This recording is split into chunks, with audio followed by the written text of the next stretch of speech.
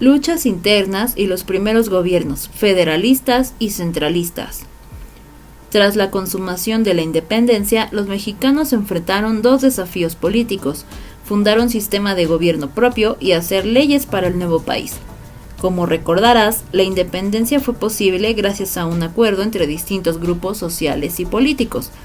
Este pacto lo encabezaron Agustín de Iturbide y Vicente Guerrero, quienes concretaron el Plan de Iguala, en el cual se estableció que México sería gobernado por una monarquía constitucional.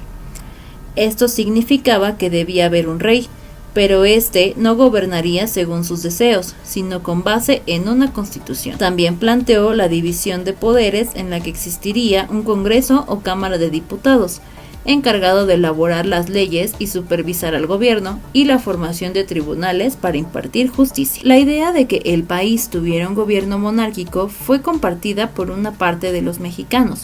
Por ello, a este grupo se le conoció como monarquista. Hoy parecería muy extraño que en lugar de presidente tuviéramos un rey, pero en ese momento muchos pensaron que era una buena opción para mantener la unidad y la paz interna. Según el Plan de Iguala, el trono de México debía ser ocupado por un príncipe español. De este modo se esperaba mantener las relaciones con España y el resto de Europa. Los habitantes del país recibieron con entusiasmo la fundación del Imperio Mexicano. Las provincias eligieron diputados, quienes se reunieron para redactar la Constitución. Las provincias de Centroamérica se unieron al imperio y gracias a ello el país llegó a tener una extensión inmensa, desde California hasta la actual Costa Rica. Sin embargo, el imperio no resultó como se esperaba. España no aceptó enviar un príncipe al trono de México porque no reconocía la independencia.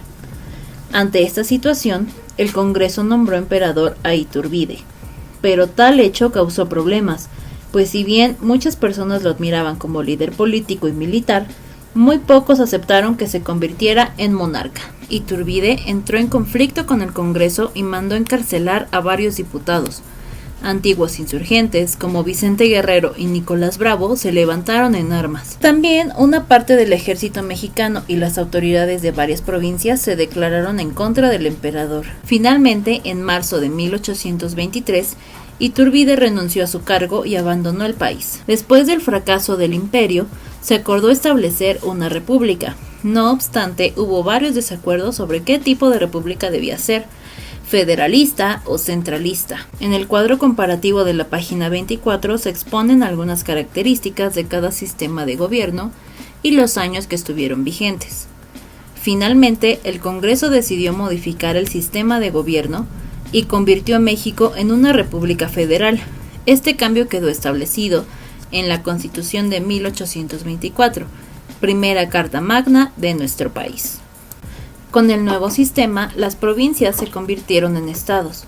A partir de entonces, cada uno tuvo un gobierno, un congreso y una constitución propios. Los estados podían tomar decisiones acerca de su organización política interna, como parte de las facultades que les otorgó la Constitución de 1824. El primer presidente de la República fue Guadalupe Victoria, un antiguo insurgente que ganó las elecciones en 1824. Durante su mandato, el país se mantuvo en calma.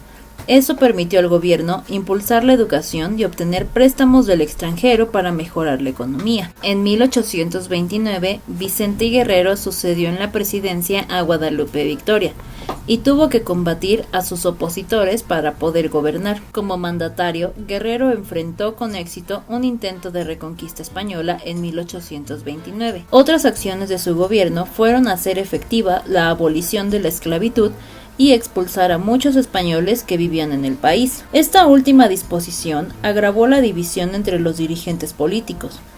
El vicepresidente Anastasio Bustamante aprovechó la situación para derrocar a Guerrero y ocupar la presidencia. Guerrero fue capturado y fusilado en Oaxaca en 1831. En los años siguientes, los distintos grupos políticos se disputarían la presidencia, la mayoría de las veces en forma violenta y sin respetar la Constitución.